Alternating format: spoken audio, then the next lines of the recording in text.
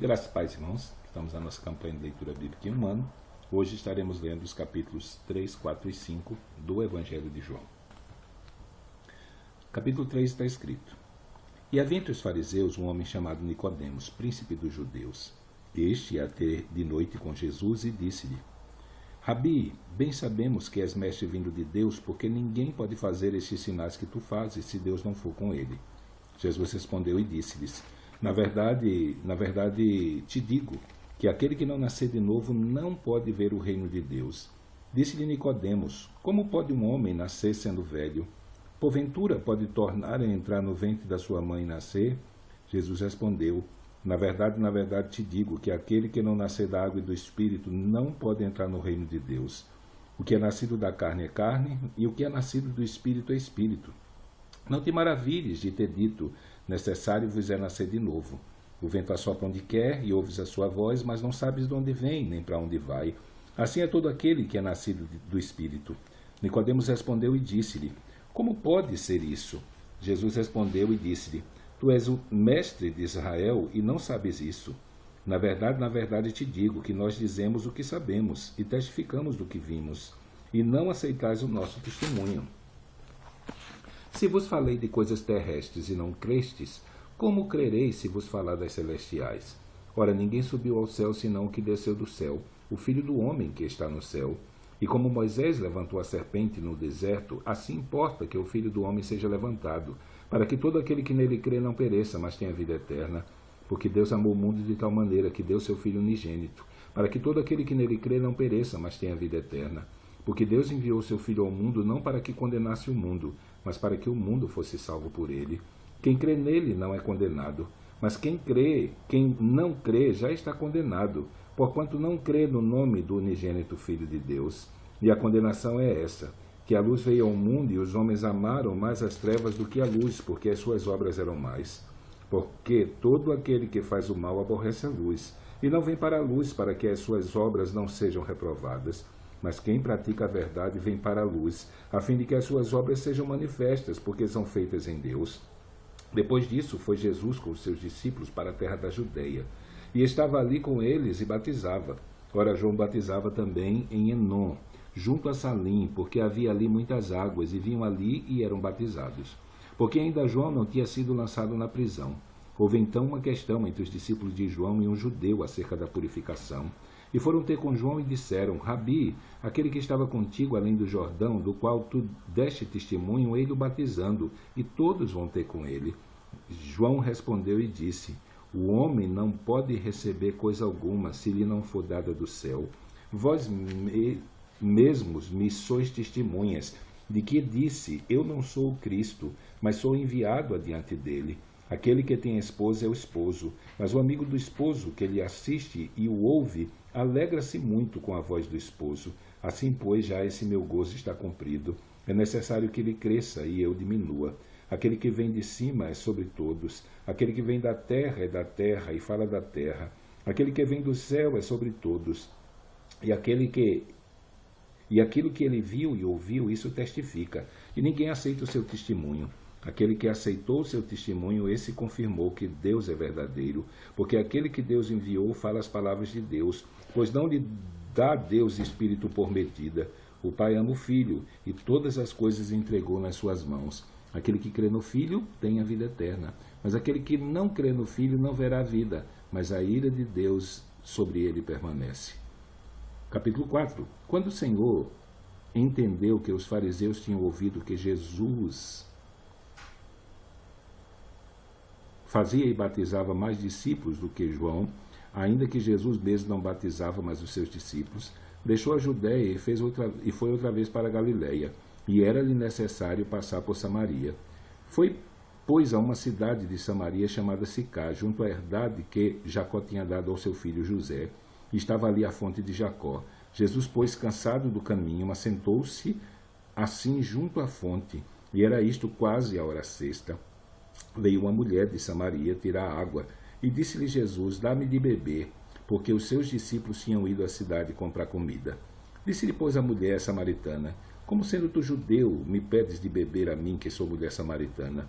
Porque os judeus não se comunicavam com os samaritanos. Jesus respondeu e disse-lhe: Se tu conheceras o dom de Deus, e quem é o que te diz, dá-me de beber, tu lhe pedirias, e ele te daria água viva. Disse-lhe a mulher, Senhor, tu não tens com que atirar, e o poço é fundo, onde, pois, tens água viva? És tu maior que o nosso pai Jacó, que nos deu esse poço, bebendo ele próprio dele, e os seus filhos e o seu gado? Jesus respondeu e disse, qualquer que beber desta água tornará a ter sede.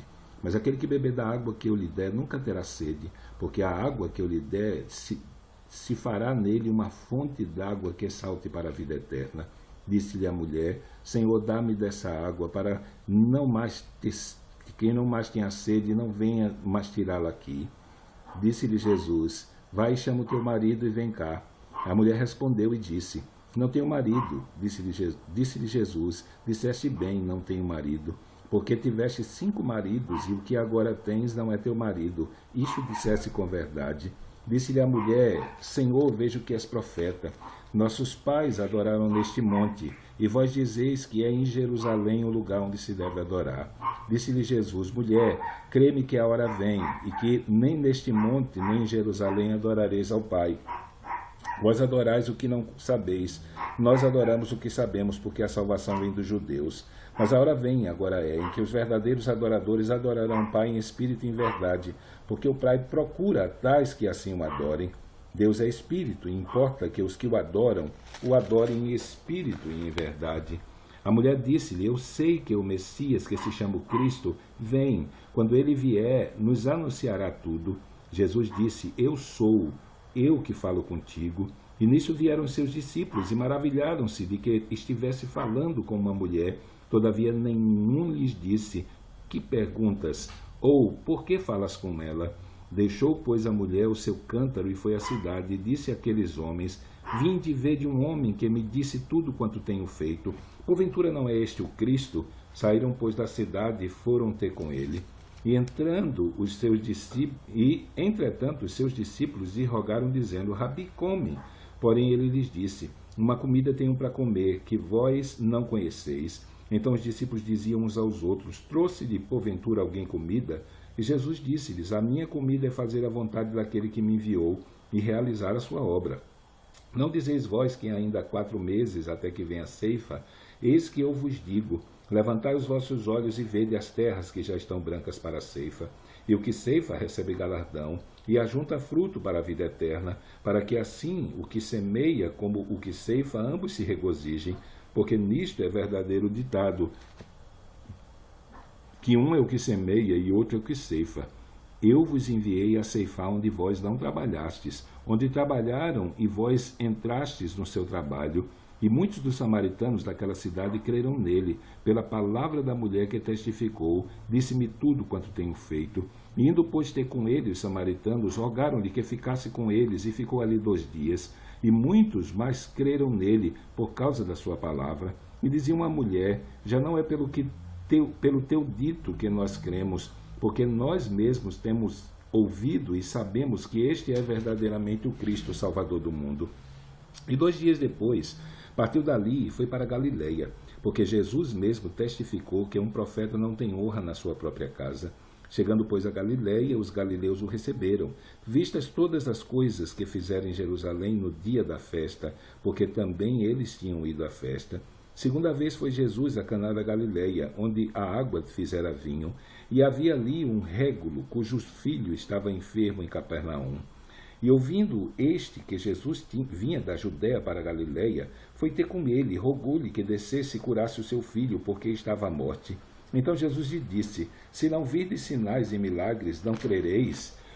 Disse-lhe, pois, o régulo, Senhor, desce antes que o meu filho morra. Disse-lhe Jesus, vai, o teu filho vive. E o homem creu na palavra que Jesus lhe disse e foi-se. E descendo ele logo, saíram-lhe ao encontro os seus servos e lhe anunciaram, dizendo, teu filho vive. Perguntou-lhes, pois, a que hora se achara melhor? E disseram-lhe, ontem às 7 horas a febre o deixou. E entendeu, pois, o pai que era aquela hora a mesma que Jesus lhe disse, o teu filho vive. E creu ele e toda a sua casa. E Jesus fez segundo milagre quando ia da Judéia para a Galileia. Capítulo 5. Depois disso havia uma festa entre os judeus, e Jesus subiu a Jerusalém. Ora, em Jerusalém há próximo à Porta das Ovelhas um tanque chamado em hebreu Betesda, o qual tem 5 alpendres. Neste jazia grande multidão de enfermos, cegos, mancos, ressecados, esperando o movimento das águas, porquanto um anjo descia em certo tempo ao tanque e agitava a água. E o primeiro que ali descia, depois do movimento da água, sarava de qualquer enfermidade que tivesse. E estava ali um homem que havia 38 anos se achava enfermo. E Jesus, vendo este deitado e sabendo que estava nesse estado havia muito tempo, disse-lhe: Queres ficar são? O enfermo respondeu-lhe: Senhor, não tenho homem algum que, quando a água é agitada, me meta no tanque, mas enquanto eu vou, desce outro antes de mim. Então Jesus disse-lhe: Levanta-te, toma a tua cama e anda. E logo aquele homem ficou são, e tomou a sua cama e partiu, e aquele dia era sábado. Então os judeus disseram àquele que tinha sido curado: É sábado, não é lícito levar a cama. E ele respondeu-lhes: Aquele que me curou, ele próprio disse: Toma a tua cama e anda. Perguntaram-lhe, pois, quem é o homem que te disse: Toma a tua cama e anda? E o que fora curado não sabia quem era, porque Jesus se havia retirado, em razão de naquele lugar haver grande multidão. Depois Jesus o encontrou no templo e disse-lhe: Eis que já estás são, não peques mais, para que não te suceda alguma coisa pior. E aquele homem foi e anunciou aos judeus que Jesus era o que o curara. E por esta causa os judeus perseguiram a Jesus e procuravam matá-lo, porque fazia estas coisas no sábado.